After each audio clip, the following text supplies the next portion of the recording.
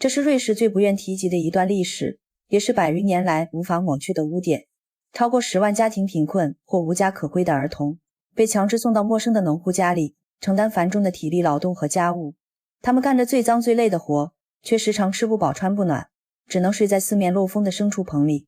这些儿童不仅被迫进行无偿劳作，还常年遭受身体和精神的虐待。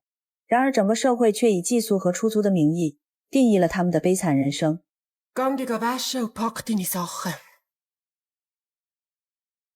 马克是一个无父无母的孤儿，一直住在像监狱一样的收容所里。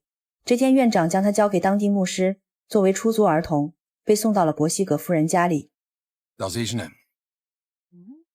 Grüß Gott, Frau Bösiger. Sag Mutti. Mutti. Aha. Das ist der erste Monat.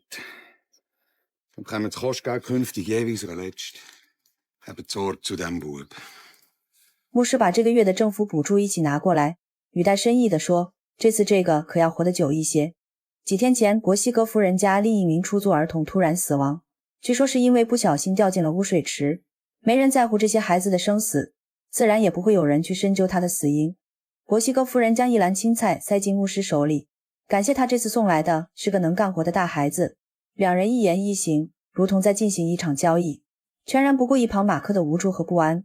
而在牧师离开后，伯西格夫人的第一句话竟然是让马克把脚上的鞋脱掉。Geh mit deine Schuhe, geh nur mal kaputt. 马克听话的赶紧把鞋子脱下来，本以为自己会睡在谷仓或者牲畜棚，没想到竟是2楼一个独立的房间。这份从未有过的待遇，像一道微光缓解了他的不安。他第一次感觉到，这个新家或许不是那么令人畏惧，甚至还有些值得期待。他拿出了自己全部的财富和寄托，那架母亲留下的手风琴。在得到默许后，久违的激情也随着旋律倾泻而出，没想到竟让伯西格夫人也沉浸其中，心神被深深牵引。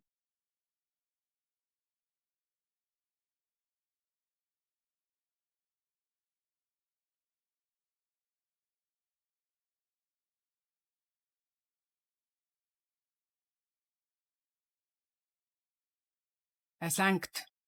Pack so um ein und dann gehst du in den Stall runter. 马克不敢有任何耽搁，将手风琴收好，立刻去了牲畜棚。然而他只是不小心弄翻一车牛粪，伯西格先生的巴掌便立刻落在他脸上。虽然动辄就会招来打骂，但好在吃得饱住得暖，马克倒也习惯了这样的生活。然而自从伯西格先生的儿子回来后，他连这点可怜的安稳也彻底失去了。从部队归来的雅各布向父母夸夸其谈，吹嘘自己在军营里混得风生水起，声称只是为了分担家事才回到乡下。母亲对此深信不疑，但父亲的眼神里则充满了不屑，仿佛早已看穿了儿子的本质。从父亲那感受到的压抑和不快，雅各布悉数转嫁到了马克头上。去田里挖土豆时，他看着自己和父亲累死累活，而马克只是动动手指操控机器，心里就认定他是在躲清闲。他故意用肮脏的字眼羞辱、嘲笑马克的母亲是个妓女。寄人篱下的马克早已学会忍气吞声，只能咬穿嘴唇，强压下几乎破膛而出的怒火。察觉到两人之间的气氛不对劲，又见暴雨将至，伯西格先生便吩咐儿子去把牛赶回来。没想到雅各布却以少东家的身份命令马克去做这件事。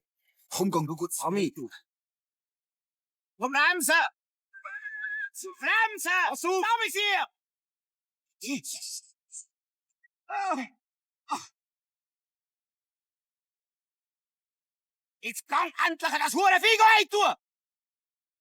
Oder schaffst du es auch nicht mehr? 儿子笨手笨脚地帮倒忙，让伯西格先生憋着的火瞬间窜出来。在他看来，儿子在部队学的那套规矩，在农场根本就是一无是处。对父子俩每天发生的争执，马克聪明地选择置身事外，他全部的生存智慧都用在如何谨小慎微地做事，以免惹祸上身。这天，当他正在树林里捡柴时，意外救下一只掉进陷阱的野兔。他刚救下这只可怜的小家伙，一抬头就看见山脚下停着2辆车，里面还坐着3个年纪不大的小姑娘。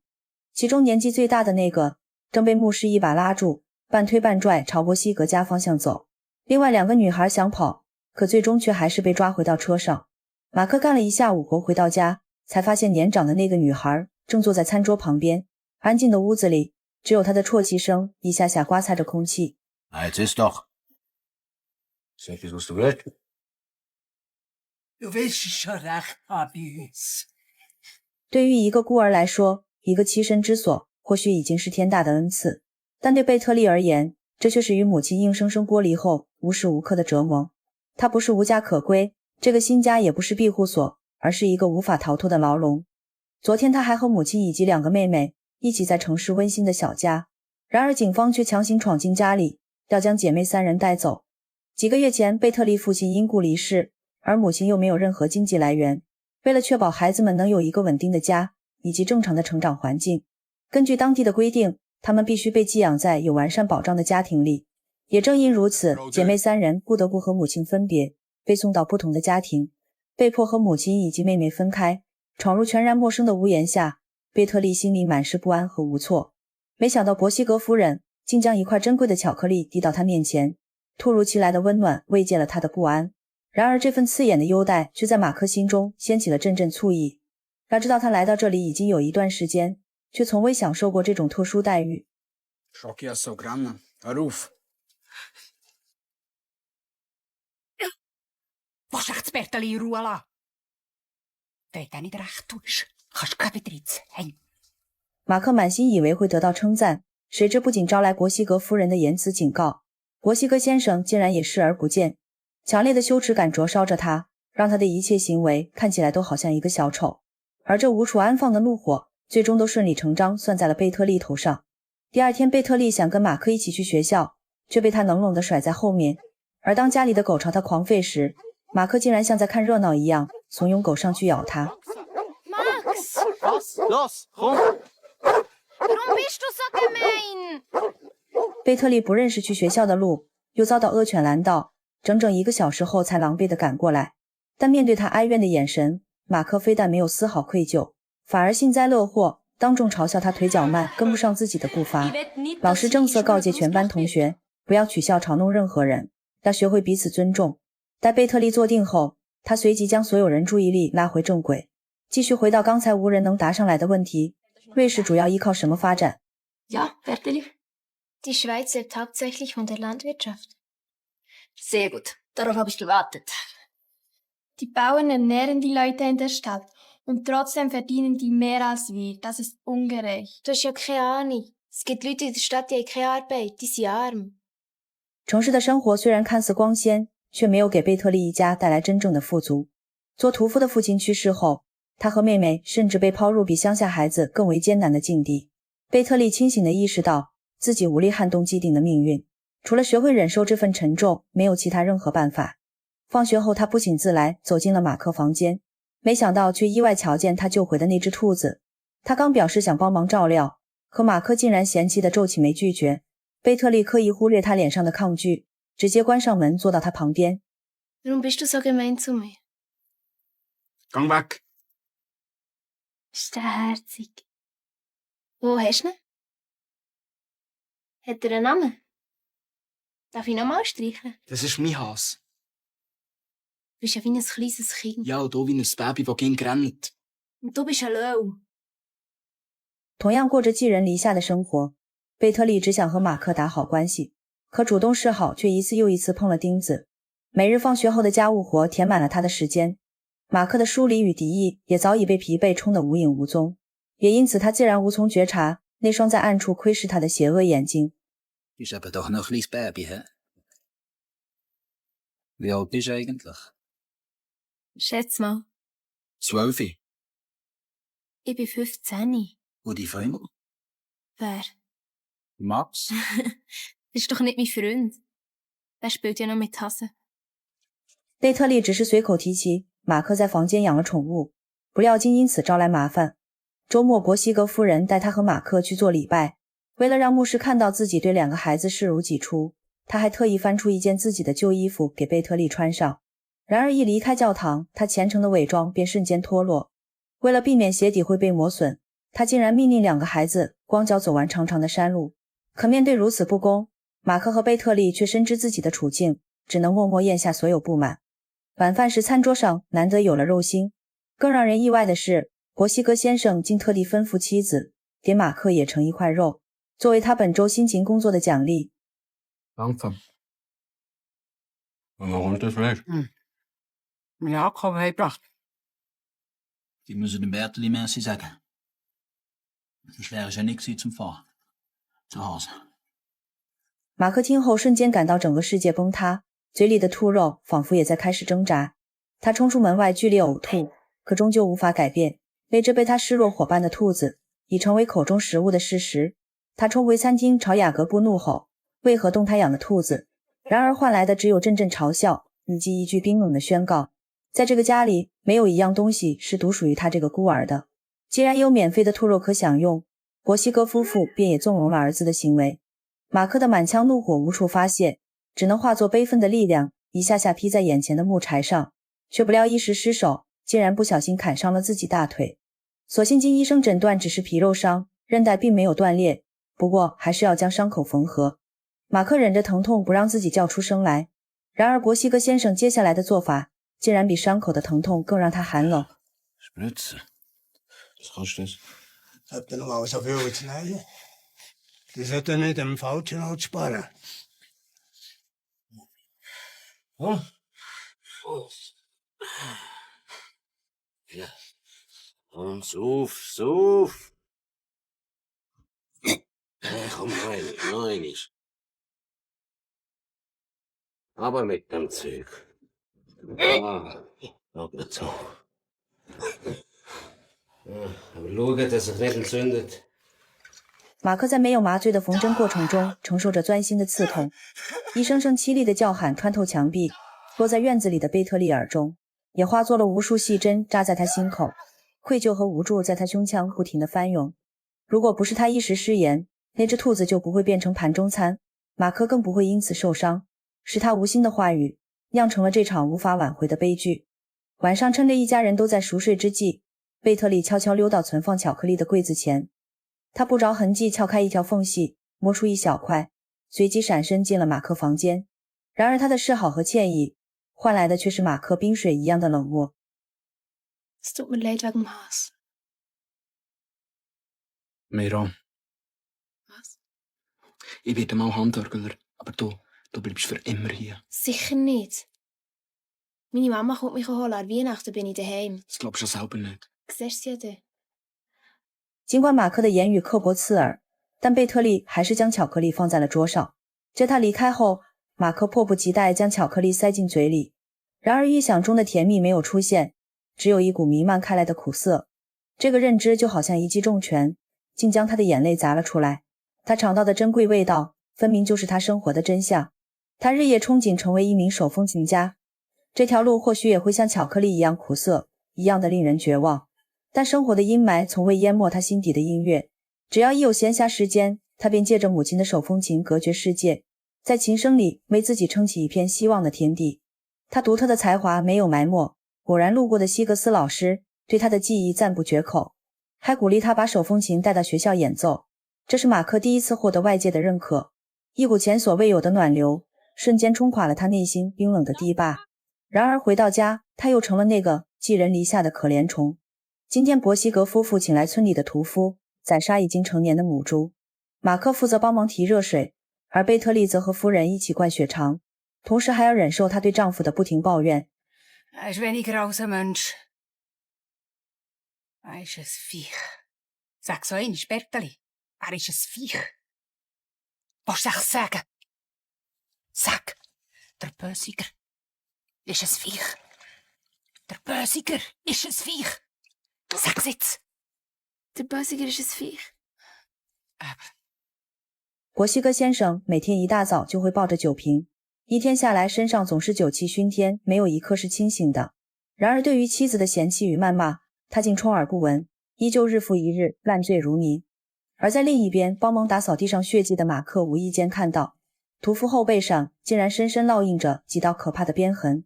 当他问马克是否睡在马厩时，马克从他麻木的眼神里几乎可以肯定，眼前这个人和自己一样，是个从小被出租的孤儿。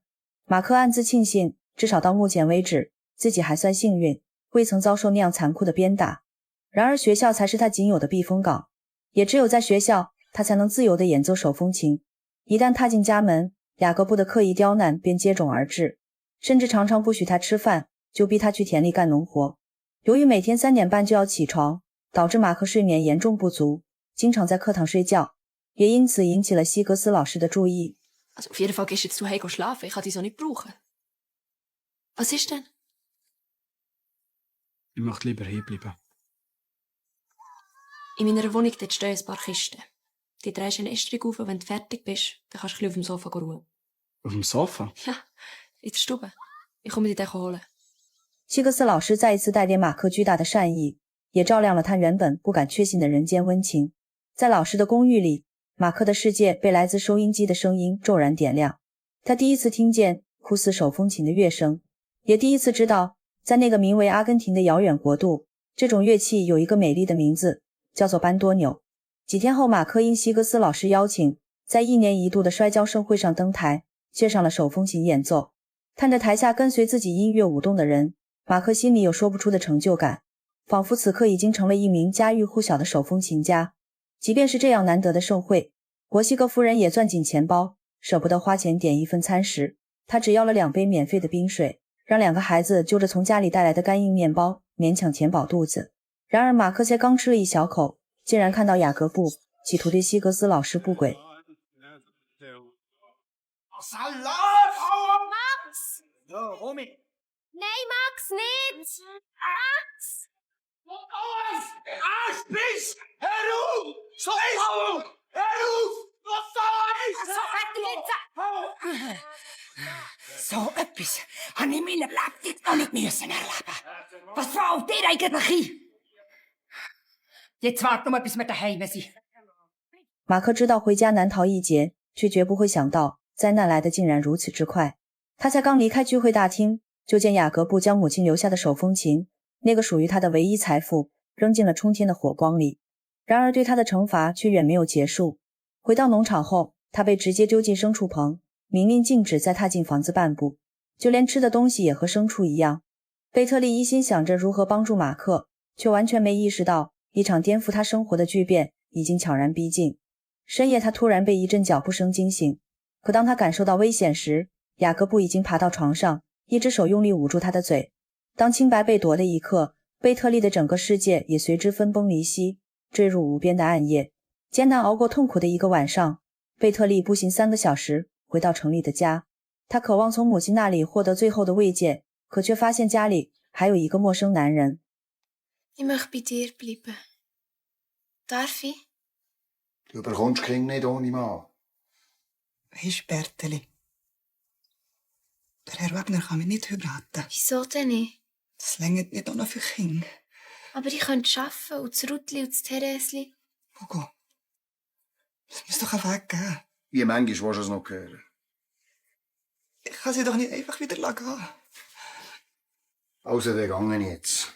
Und dann stehst du auf der Straße ohne Mann. Ich sage es nochmal.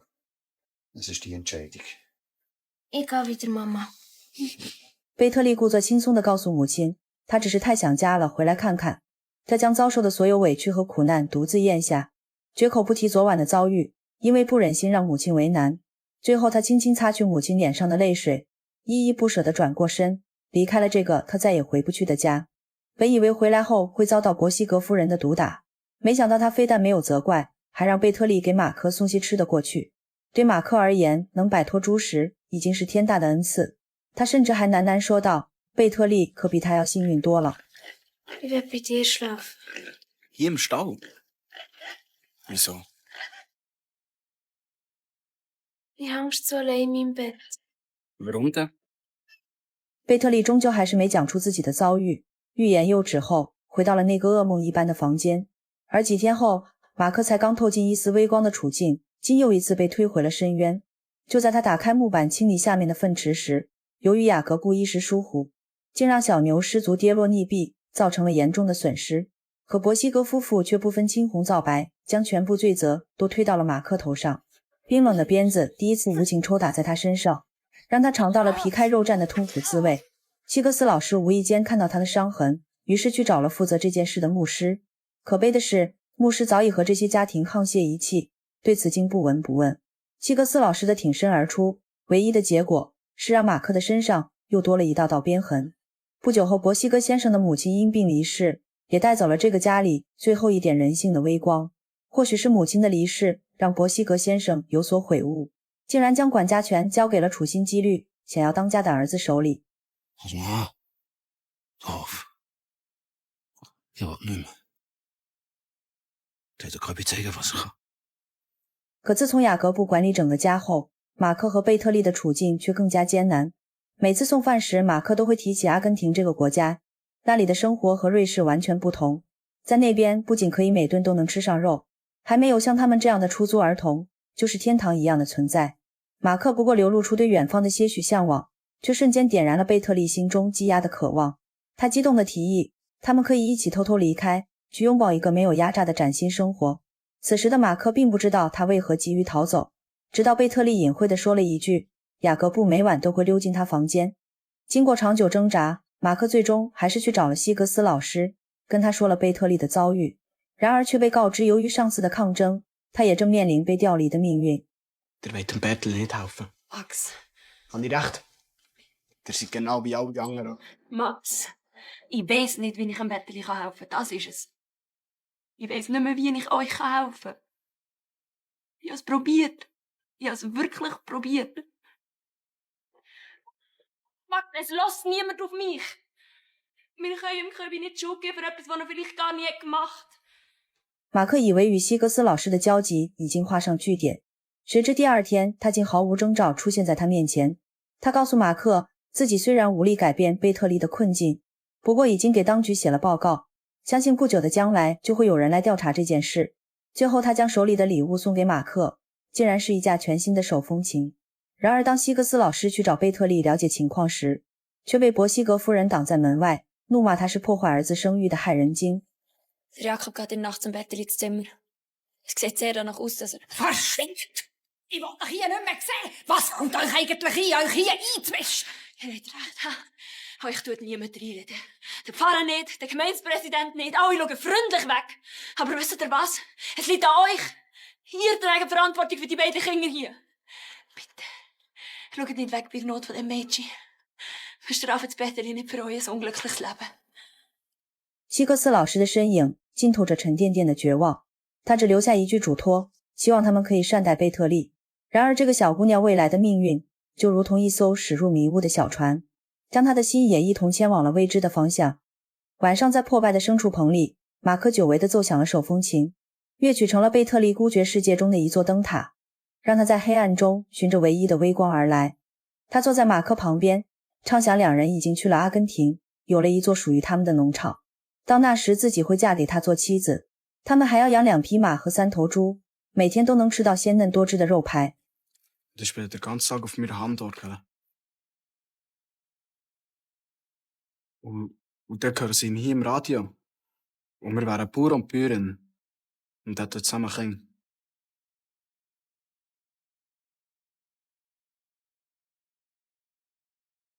Das ist Ding, ob ich lach oder sing, han es Herzeli wie ein Vögeli, darum liebe ich so ring. Und mein Herzli ist zu, es kann mir's nie mehr auftun. Als ein einzig schlaues Bürsteli hat ein Schlüsseli dazu. 歌声的余韵还未散开，马克便认真地告诉贝特利，他已摸清前往阿根廷的路线，找个没人注意的晚上就会带他离开。可就在这时，贝特利却突然感到胃里一阵翻滚。两个孩子虽然年幼，可也明白这意味着什么。第二天清晨，伯西格夫人也注意到贝特利一直在干呕。逼问之下，贝特利坦白，雅各布每晚都会偷偷潜入他的房间。可他话音未落，伯西格夫人便恶狠狠揪住他的头发，让他跪在满是木刺的椴木上。Du redest dich noch am Kopf hochragen. Willst du jetzt immer noch so schauen und behaupten? Was sagst du jetzt? Ich hab gelogen. Bitte. Ich hab's erfunden. 伯西格夫人逼着贝特利说谎，可他心里清楚，贝特利说的每一个字都千真万确。他怀了雅各布的孩子也是不争的事实。晚上，他换上慈祥的面具，来到贝特利房间，拿出一瓶不明液体，哄骗他喝下，并声称一切麻烦都会随之结束。午夜时分，马克突然被一阵痛苦的叫声吵醒，竟是贝特利房间传出来的。他本想过去查看究竟，可却被伯西格先生挡住去路。房间里贝特利身下的鲜血染红了床单。可始作俑者雅各布在看了一眼后，竟然冷漠地转身离开。等博西格先生睡着后，马克悄悄来到房间外，意外看到博西格夫人正拿着染血的床单走出来，而他也终于有机会进入贝特利房间。Ich so gehofft, dass du kommst. Ich hätte dich holen. So kann ich aber nicht auf Argentinien. Ich warte, bis du wieder gesund bist. Ich muss nur schlafen. Wenn ich richtig schlafe, dann bin ich wieder auf der Beine. Es ist gut, dass du bei mir bist.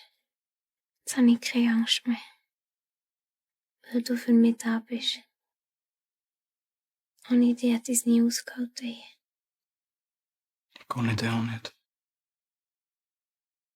Du musst da bleiben, bis ich schlafe. 马克轻抚他窒息未脱的脸颊，直到他闭上双眼，才起身返回牲畜棚。他整夜无眠，死死盯着那扇陷入黑暗的窗户。然而次日清晨，他没能等来贝特利清脆的声音，唯有牧师带着棺材来的马蹄声，踏碎了清晨的寂静。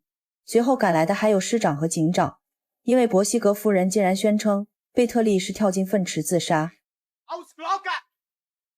Willst du echt die Ruhe geben? Wir beten. Berteli hat nach Argentinien wollen! So eine Seich, hau ab! Du redest nur dummes Zeug! Die wissen ja, wie viel Mühe uns der Gio immer macht. Wir müssen aber strenger dran nehmen. Dir hat das Berteli getötet! Ich hab die blutige Wurst gesehen! Was für Wurst? Der Bub hat keine Ahnung, von was er redet. Sie hat gekotzt! Und warum hat sie sich gegen so gekratzt, hä? So! Und so!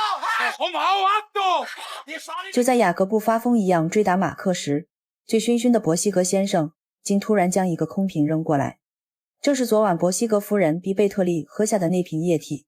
经验老道的警长仅凭气味就立刻断定这是蓖麻油，是很多人用来堕胎的药剂。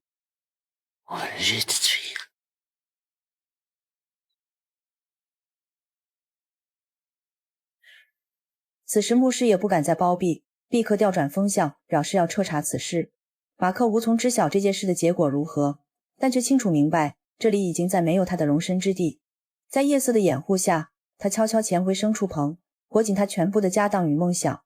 那架西格斯老师赠予的手风琴，头也不回离开了地狱般的博西格家。途中他偶遇了杀猪的屠夫，那个曾和他一样当过出租儿童的男人。听闻马克想去阿根廷，屠夫笑他痴人说梦，断言他在那里根本无法生存。然而当马克娴熟地拉响手风琴，流淌的乐声竟让屠夫默默倾其所有，将自己为数不多的积蓄塞给他作为路费。靠着这笔钱，马克如愿买到了去往阿根廷的船票。在船上，马克做着服务生的工作，继续给自己赚生活费。工作虽依旧辛苦，但心灵却获得了前所未有的安宁。他不再担心被人打骂，连吃的东西也和船长一样。这些点滴的尊重让他终于感到自己活得像人，而不是牲畜。整部影片深刻地揭示了一个残酷的现实：当一个社会将一部分人，尤其是儿童，物化为可以出租的工具时，人性的恶便会毫无顾忌地释放出来。博西格夫人是个伪善、精于计算的施虐者，她的恶是冷静而功利的。给贝特利喝下的蓖麻油，是为了用最廉价、最隐蔽的方式解决麻烦，维护家庭的体面。而博西格先生则是冷漠与纵容的旁观者，他整日靠酒精麻痹自己，或许是因为妻子的做法让他良心备受谴责。然而他的可怕在于冷漠，在于对发生在家里的一切不公与暴行视而不见，甚至默许。马克与贝特利是绝望中交织的不同命运代表。马克的生存之路是谨小慎微和忍气吞声，但他内心从未真正屈服。手风琴是他的精神避难所，以及通往自由的船票。但与马克不一样，贝特利这朵被碾碎的纯洁之花是更彻底的牺牲品。他从城市温馨的家庭被强行剥离，遭遇的是双重剥夺。他试图与马克结盟，畅想未来，却因清白被夺而被推向绝路。他的死亡是对这个吃人制度最血淋淋的控诉。而出租儿童这段历史不仅是瑞士的伤疤，更应该成为全人类一则关于弱者和尊严的永恒警讯。Berteli, bist du jetzt eigentlich bei deinem Papi? Und bei meinem Hass? Ich erzähle dir alles, was ich in Argentinien erlebe. Und dann kannst du vom Himmel zulassen, wie ich für dich spiele.